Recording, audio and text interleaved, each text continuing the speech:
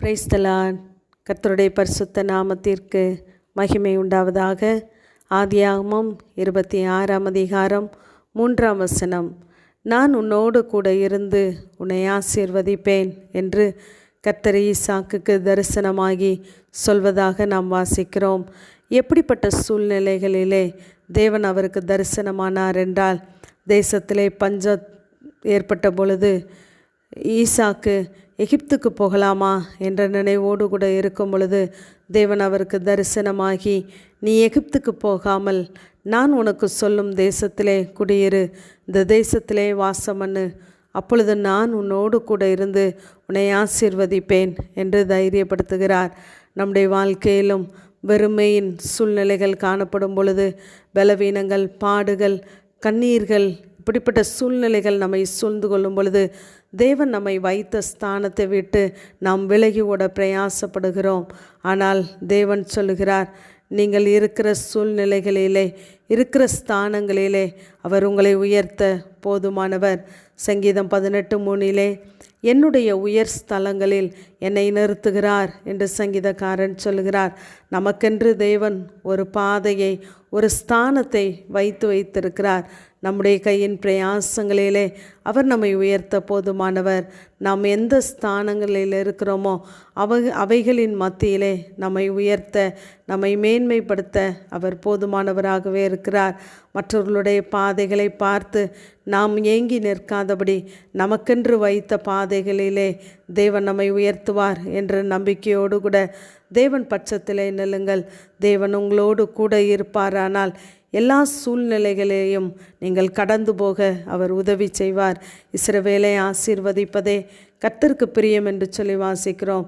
நம்மை ஆசீர்வதிப்பதற்காகவே நம்மை அழைத்த தேவன் நம்மை இந்த உலகத்திற்கு கொண்டு வருவதற்கு முன்பதாகவே தேவன் நமக்குரிய எல்லா ஆசீர்வாதங்களையும் வைத்து விட்டு தான் நம்மை இந்த உலகத்திலே ஜெனிப்பித்தார். ஆகவே நாம் நமக்கே ஆசீர்வாதமாயிராமல் மற்றவர்களுக்கும் ஆசீர்வாதமாக இருக்க வேண்டும் என்றே தேவன் எதிர்பார்க்கிறார். ஆகவே நம்முடைய சூழ்நிலைகள் ஒன்றும் தேவனுக்கு மறைவானவைகள் அல்ல. எல்லாவற்றையும் அறிந்திருக்கிற தேவன் உங்களை உயர்த்த அவர் போதுமானவர். அவர் நம்மை காக்கும்படி நம்மோடு கூட இருக்கிறார். நம்மை ரட்சிக்கும்படியாய், நம்மை தப்புவிக்கும்படியாய் தேவன் நம்மோடு கூட இருக்கிறவராகவே இருக்கிறார். ஆகவே தான் நான் உன்னை விட்டு விலகுவதும் இல்லை, உன்னை கைவிடுவதும் இல்லை என்று சொல்லுகிறார்.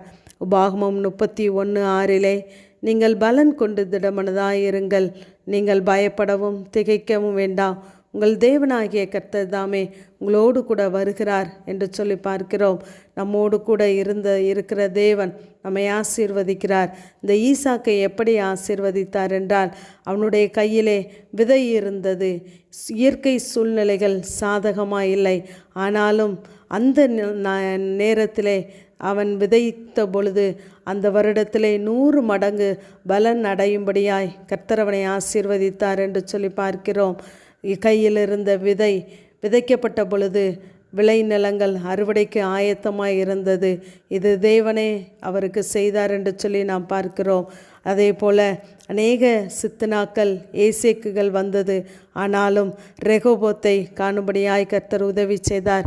அவனுக்கு விரோதமாய் இருந்த ஜனங்கள் அவனிடத்தில் வந்து, நிச்சயமாகவே கர்த்தர் உம்மோடு கூட இருக்கிறார், நீர் கர்த்தரால் ஆசீர்வதிக்கப்பட்டவராமே என்று சொல்லும் அளவிற்கு தேவன் அவனை உயர்த்தினார் என்று சொல்லி பார்க்கிறோம். ஆகவே நம்முடைய வாழ்க்கையிலும் நமக்கு விரோதமாய் எழும்புகிறவர்கள் மத்தியிலே தேவன் நம் தலைகளை உயர்த்த அவர் போதுமானவர். ஏனென்றால் நம்மோடு கூட இருக்கிற தேவன் நம்மை ஆசீர்வதிக்கிறவராகவே இருக்கிறார். ஆமேன். ஜெபம். பிதாவாகிய தேவனே, குமாரனாகிய இயேசு கிறிஸ்துவின் நாமத்தின் மூலமாய் உடைய சன்னிதானத்திலே வருகிறேன். நீ பயப்படாதே, நான் உன்னோடு கூட இருக்கிறேன் என்று சொன்ன இந்த உடைய வேத வார்த்தைக்காய் நாங்கள் உம்மை ஸ்தோத்திரிக்கிறோம். இப்பொழுதும் தம்முடைய சூழ்நிலைகளை பார்த்து, தம்முடைய இயலாமைகளை பார்த்து பயந்திருக்கிற உடைய பிள்ளைகளோடு கூட நீர் இருக்கிறீர் என்ற நல் நம்பிக்கையினாலே கர்த்தர் உடைய பிள்ளைகளை நிரப்பும்படியாய் ஜெபிக்கிறேன். ஆண்டவரே, உடைய பிள்ளைகளை பாதுகாக்கிற தேவன், ரட்சிக்கிற தேவன், கூட இருந்து ஒவ்வொரு நாளும் கரம் பிடித்து விசாரித்து நீர் நடத்தும்படியாய் ஜெபிக்கிறேன். இப்ராஹிமை ஆண்டவரே கைப்பிடித்து பழக்கின தேவன், உடைய ஒவ்வொரு பிள்ளைகளையும் நீர் கரம் பிடித்து நடத்துவீராக. கைவிடாத தேவன், கூட இருந்து பாதுகாத்து கொள்ளுங்க, வழி நடத்துங்க. இயேசுவின் மூலம் ஜெபங்க, ஏழும் எங்கள் நல்ல பிதாவே. ஆமேன்.